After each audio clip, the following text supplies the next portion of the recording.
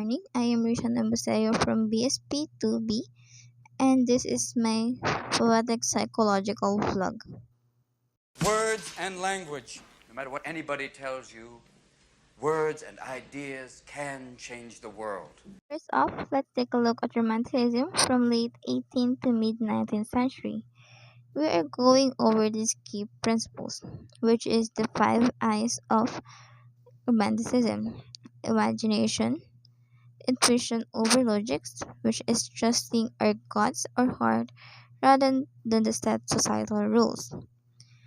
Idealism, wherein we find a sense of awe and even terror in the vastness of nature and human emotion.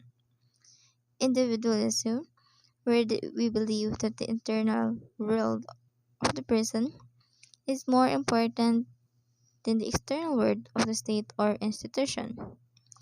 And then we also found, like this, to defy traditional authority to seek personal truth, which such as defying the church. In terms of learning theory, I use social learning theory from Albert Bandura, wherein he says that people learn behaviors through observation, imitation, and modeling, as we can see in this key visualization. Knox began as a passive observer of the Western tradition, however, his psychological state shifts through vicarious reinforcement. He watches Mr. Keating and later his bolder peer, Neil Perry, challenge the status quo. By observing the emotional rewards such as the freedom, passion, and vitality they receive, Knox internalizes these behaviors. Eventually, he gained the self-efficacy needed to pursue Chris Noel. Knox struggles between his socialized self, which, wherein he fears the Dunbar family, and his romantic self, wherein he desires to express poetry to the girl he loves.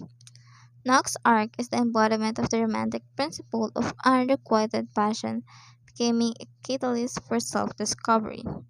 Initially, Knox is paralyzed with the pillars of Welton. He is a prisoner of social expectation.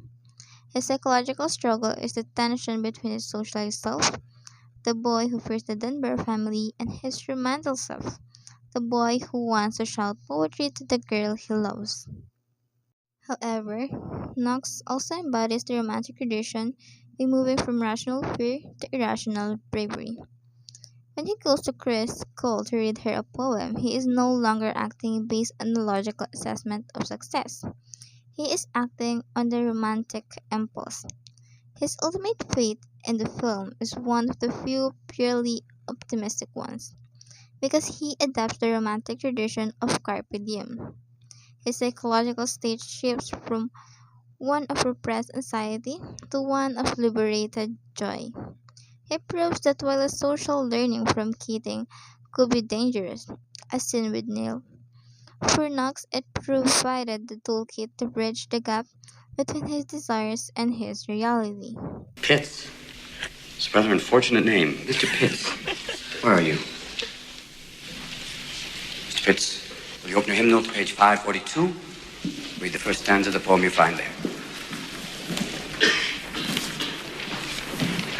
Did the virgins to make much of time? Yes, that's the one. Somewhat appropriate, isn't it? Additionally, the poem To the Virgins to Make Much of Time by Robert Herrick featured this line: Gather your rosebuds while you may. All time is still a flying, and this same flower that smiles today, tomorrow will be dying. The poem that Bishop Webster tradition Knox adopts is this. This poem serves as the foundational text for Mr. Keating's philosophy and Knox's eventual transformation. It captures the transience of life, which is the core romantic obsession. Knox realizes that his youth and his feelings for Chris are fleeting, necessitating an immediate poetic rebellion against his own shyness. In the end, Knox's journey shows that romanticism is a psychological survival mechanism. By rejecting the logic of his social standing and embracing the emotion by the poetic tradition, he finds a sense of self that Walton's rigid structure could never provide. That's all. Thank you for listening.